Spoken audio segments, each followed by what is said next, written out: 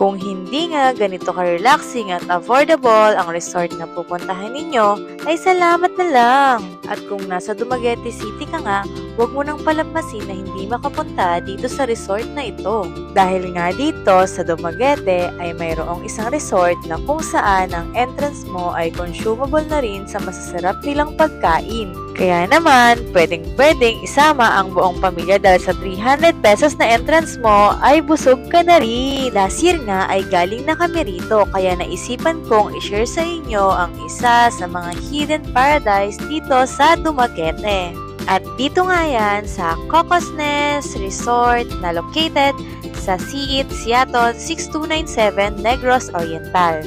Meron nga ang tatlong paraan kung paano makapunta dito. Kung galing ka sa Dumaguete City, pwede ka sumakay ng bus sa Puntang Bayawan at bumaba sa Siaton Crossing. Pagkababa mo sa Siaton Crossing, pwede kang mag-tricycle diretso sa Cocos Nest. Or pwede mo rin kontakin ang FB page ng Cocos Nest para mag-rent ka ng shuttle. 1,600 back and forth na.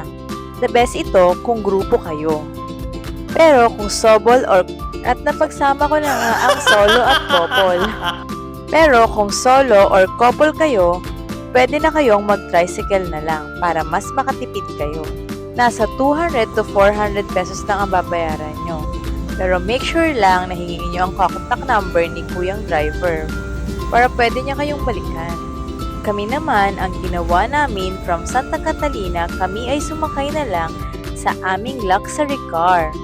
Ito nga ang aming multicab. Kaya naman, napakadali para sa amin ang pumunta at umuwi. Hindi ka nga rin maboboring dito dahil marami activities na pwedeng gawin. Tulad na lang ng kanilang mini library, lalo na kung book lover ka. Pwedeng-pwede kang mag-relax while reading. Pwede mo rin i-experience ang kanilang kayak. At dahil bida-bida ako, hindi ko na alam paano ako babalik.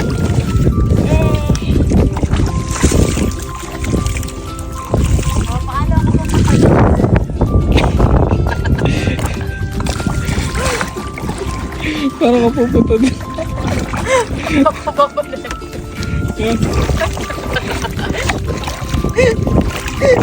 Linaw ng tubig. Paano ko babalik? Pinahin mo. Buti na lang to the rescue ang aking asawa / videographer. Para sa vlog nga ni. Tara, mag-snorkeling naman tayo. Buti na nga lang may dala kaming goggles. Wala sila ditong goggles kaya make sure na magdala na lang kayo para makita nyo ang under the sea. Wait, teka, ahas ba yung nakikita ko? Eee. Sabi nila hindi naman daw kasi white at black lang ang color ng ahas sa dagat. Yan, may nakita pa akong starfish. Sobrang ganda nga talaga sa ilalim. Buti na lang din dala ko ang aking DJI Osmo Action 4 camera. Kaya naman, nasi-share ko sa inyo kung ano yung nakikita ko sa ilalim ng dagat. O, diba, sobrang ganda talaga dito sa Pilipinas. Kaya naman, alagaan natin ang ating kalikasan dahil tayo rin naman ang nakikinabang. Hindi rin crowded ang lugar nila at kalimitan sa mga guest nila ay mga foreigner. May isang foreigner nga akong nakausap, 30 times na daw siyang pabalik-balik sa Cocos Nest. At Dumaguete ang pinili nilang lugar para mag-migrate ng buong pamilya nila. Pinili nilang tumira sa Dawin, Dumaguete dahil daw sa napakababait ng mga tao dito. At bukod daw sa mabait nilang kapitbahay, ang dami rin daw magagandang beaches dito sa Dumaguete. Pero kahit maraming magaganda, dito daw sa Cocos Nest sila pabalik-balik ng kanilang pamilya.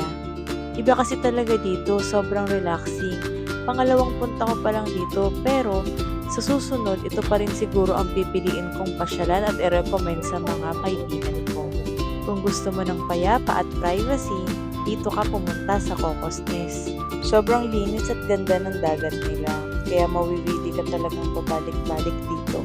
Ayun lang mga kapasyal, sa susunod na gala ulit, samahan niyo ako. Bye!